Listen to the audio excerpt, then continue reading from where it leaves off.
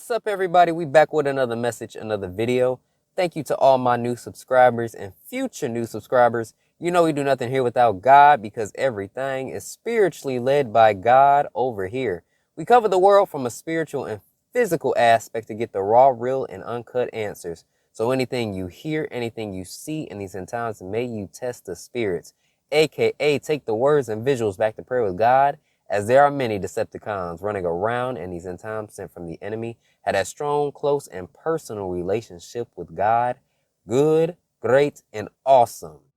All right, everybody. So May 25th, 2024, on a good old Saturday. This week has been very hard, very difficult to say the least, but I'm still thanking the Lord, and I'm not going to get upset with him because I understand what comes with this walk. So I just love him so much. Transparency video here with a little bit of word. Where do I even start? It's been such a week for me, but when it comes down to it, basically the scripture, a prophet is not welcome in his hometown, is so real because that's basically what happened to me today with my parents in terms of accepting my calling or questions about the future for my life. So those of you that are new to the channel, 2 years ago, before I started to hear God's audible voice and really walk the calling in this extensive degree, I was going to college and I was working at UPS. And basically, long story short, I was writing down questions for the Lord, and one of them was, is this a part of my plan that you have for me? Is this your will for my life? And I had just sent the $25 to send my transcript to Wayne State University in Michigan because I was transferring. And God said no. It's just straight up no. And I was like, well, what am I supposed to do? You know, like, how am I even supposed to do this, Father? Like, what the heck? And 2 years later, I understand it. So that's really cool. But today, you know, it kind of just started off with me talking to my mom about what was going on with my stomach and so forth. And that turned into something it didn't need to turn into. You know how parents get. I've been alive for so long. I've been working in this field for so long. You think you know more than me. And I'm like, how did that even get there? You know? So it was already starting off. Then that flipped the switch to what I would be doing with my life and future-wise, which I already know God's plans somewhat for my life. I'm walking it, you know, so we take it one day at a time. But yeah, I never get into it with my dad unless it's about this. Me and my dad never get into it unless it's about this. And then my mom kind of makes certain side comments that I'm just like, oh, this is it ticked me off today. But I had a lot of patience. I'm not mad at nobody. I understand why this happened. I expect this to happen. But it was to a point where I was like ready to leave, like tonight, get out, because y'all understand. So basically, my dad was basically just talking about saving up, future, finishing up the college stuff, and X, Y, and Z, future jobs for X, Y, and Z. And what I have been trying to tell my dad is, look, you know, the Lord is telling me to tell you this about what's coming to the world. All this 401k, all this stuff is not going to work. It's going to be wiped. This is a worldly system. So God has been having me build towards something else that he's preparing his children for. And the Lord gave my dad a dream about gold. Instead of money, it was gold. It was a pretty detailed dream. But he told me to tell my dad that 2 years ago about what was going to happen because of all the stuff going on and the investments and so. But my dad is just like, they believe in the Lord, but the spiritual side of things, you know, they just look at it as it's crazy. And so one of the things my dad was saying was, he literally said this to me and it kind of made me mad. It was like, you need to get out of this spirit world and come back to reality. And that, in other words, don't move by the spirit. Stop doing what you do and come back to the world, the way of the world. And it ticked me off. And I just told my parents, I kind of just said, hey, no, y'all need to stop living in this false world and walk by the Spirit with God. And then you will have so much more understanding why things are the way they are. But of course, that doesn't go over well. My mom is kind of the type of person to take the scripture, honor thy mother and father, kind of overboard. So she was saying things along the lines of, because you don't listen to what we're suggesting. So because I'm not listening to what they're suggesting over what God has told me, basically, because they don't even believe God told me what he did, that I'm not honoring that scripture. That's what she's saying. I was like, Mom, you are abusing that scripture. I can't do what you want me to do over what God is telling me to do. It don't work like that. God is the head. Suggestion wise is something I have to do. No, I respect you, but I respect God more. So I have to follow his will because he's the all-knowing. Now I couldn't say that part. She would have just went, but I love my parents. I really do. But this is like transparency. I'm not mad at them. Ain't no further nothing after the conversation, but it's still a thing that always comes up. But yeah, and my mom just kind of just said out her mouth because some of the stuff they were saying was upsetting me. And I was transparent about it and said it. Why would you say that? Compare me to an uncle who really didn't do a lot with himself, and just saying I'm gonna be a bum and stuff. I'm like, come on, y'all, like really? And so my mom goes, I don't know, you're saying some horrible stuff just because I'm saying that. I'm keeping it up front with my parents about my calling.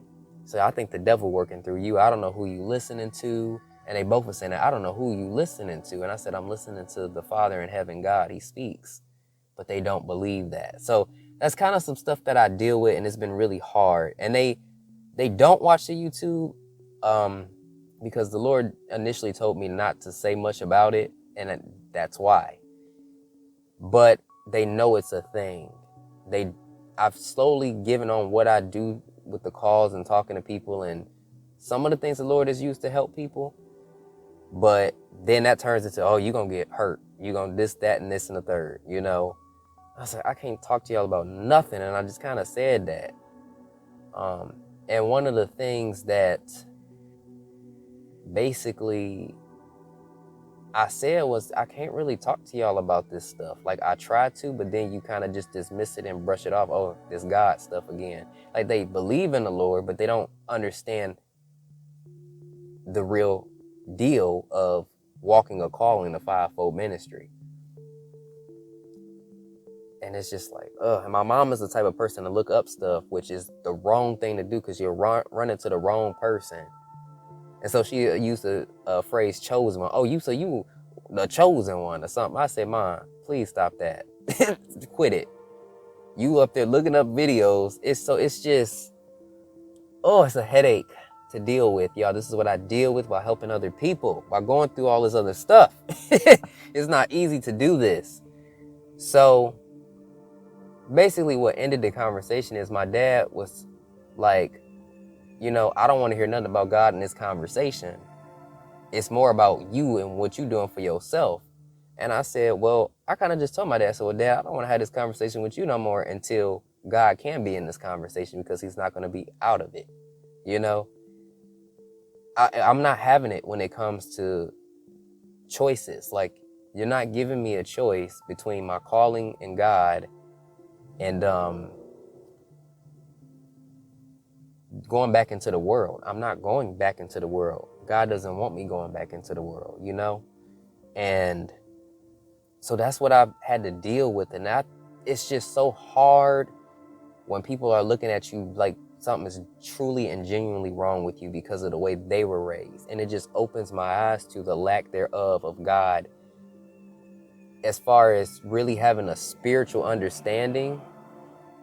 It's hard to kind of accept and process that is how people live, and they think things are crazy, and I kind of just asked my mom, I'm like, Mom, so I can't talk about God in this house? If she would have told me no, I would have left. I wouldn't have took that, you know. The Lord was telling me, don't move ahead of me. Don't move ahead of me. And so I'm like, I won't, Father. I won't. But I promise y'all I was ready to go. And I still am, even if that means I had to walk with 3 bags, not knowing where I was going. I didn't care, because God built my faith for 2 years so strongly. He was going to make a way for me, because I refuse to make a choice and have an ultimatum between the spiritual walk in my life and the worldly ways. The answer is already made up. Yeah, I literally thought I was probably going to end up out here, out here for real tonight. But not, my parents wouldn't have done that, but definitely don't know what's going to come from here. I just don't know, because my dad, me being an only child, my parents ain't gonna just do that. But I'm just ready to go. But I'm going to not walk ahead of the Lord. It was upsetting at first. It was very upsetting, because sometimes, like, I can talk to other people who I've known for months to a year about this as if I've known them for years. And even, iron sharpens iron. But I can't even do that for my own parents, let alone family, without them looking at me like I'm an alien. Like, that's the hardest part. And so I just told God, I said, I'm not about to talk to them about this stuff no more. I've tried. You just gonna have to show them what you do in my life. But, I'm waiting on you. Not mad with you. I love you so much. But you don't want to put me in this situation, so I've got to wait on you. And yeah, I'm not going to complain about the situation, but man, y'all, like, that is rough. This is probably one of the more worse ones. Not to say that it was bad, because usually God keeps it together for me. But I get it from my parents' standpoint. I really understand it. And thank God I do. I thank the Lord for that understanding, because they weren't raised this way. I'm probably the first one, I am the first one in my family to really walk this way. And it's going to come with a lot of you crazy, and you're going to end up like this and that. And so it's hard, but this was the first time I was very serious about, I was about to go, because I'm not standing for ultimatums. I'm choosing God, even if it puts me homeless.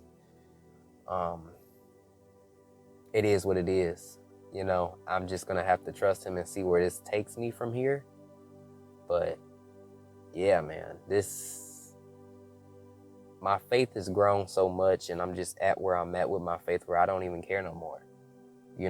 I'm ready for a transition, to be able to, when I'm at home, fully be myself with the Lord, and not have to just be a little more quieter, or wait for certain times to be a little bit more louder with stuff. Having to leave my house to talk to certain people without being looked at and interrupted. Who you talking to? That ain't right.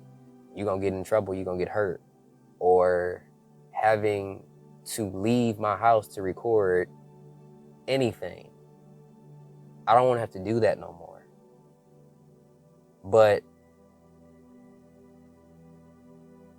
And I won't have to do it no more. But at least I'm okay and accepting of how people view me, including my own parents, and I'm accepting of it. So that's just a little tidbit of what I deal with, y'all, outside of the focus of my calling. And I've just had a lot that I'm waiting on the Lord for,